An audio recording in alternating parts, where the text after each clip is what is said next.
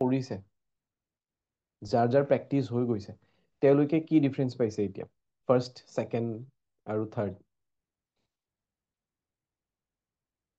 আপুনি প্ৰথমতে কৈছিলে যে এইটো ট্ৰিটমেণ্ট লোৱাৰ পিছত নিগেটিভ মানুহবিলাক নিজে নিজে আঁতৰি যাব।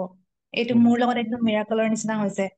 হুম মই লোৱাৰ পিছতেই মোৰ জীৱনত এনেকুৱা কিছুমান মানুহ আছিলে বহুত অশান্তি কৰি আছিলে। হুম হুম তেওঁলোকৰ পৰা বহুত অশান্তি পাইছিলো।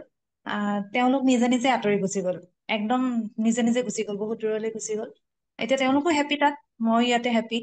সেইটোতো প্ৰথম হ'ল।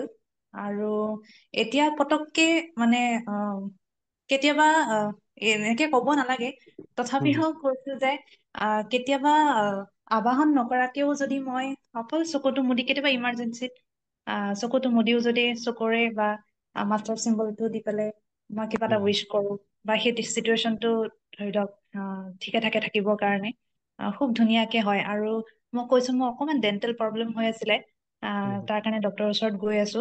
আৰু এতিয়াও সেইখিনি সময়খিনিতো মই চিম্বলছ খিনি লওঁ আৰু এঞ্জেলসকলক কওঁ যে আপুনি যেনেকে শিকাইছে ইউনিভাৰ্চৰ পৰা যেন টুল আহিছে, আৰু হুম টুল খিনি ইউনিভাৰ্চৰ পৰাই যেন হয়, আৰু ডক্টৰজনৰ তাতো যেন এঞ্জেলছৰ ব্লেছিংছ আছে, মোৰ ওচৰতো যেন আছে।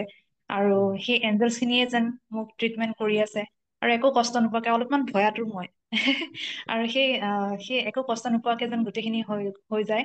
আৰু বাছ 2 দিন যাবলৈ আছে, আৰু এতিয়ালৈকে কোনো ধৰণৰ অকমানো দিগদাৰ নোহোৱাকে, বা এতিয়াও খুব ধুনীয়াকে কথা কৈ আছো, মই একো প্ৰব্লেম পোৱা নাই। আজিও ডক্টৰৰ ওচৰৰ পৰা আহিছো, আৰু খোৱা বোৱাতো একো প্ৰব্লেম পোৱা নাই। মানে চব ইজি হৈ গৈছে, লাইফটো বহুত খিনি বেছি ইজি হৈ গৈছে, আৰু খুব ভাল লাগিছে। আৰু পতককে মানে কামটো পতককে হয়। হুম হুম হুম। সেইখিনি। Thank you. যিটো আপুনি কৈছে যে আবাহন নকৰা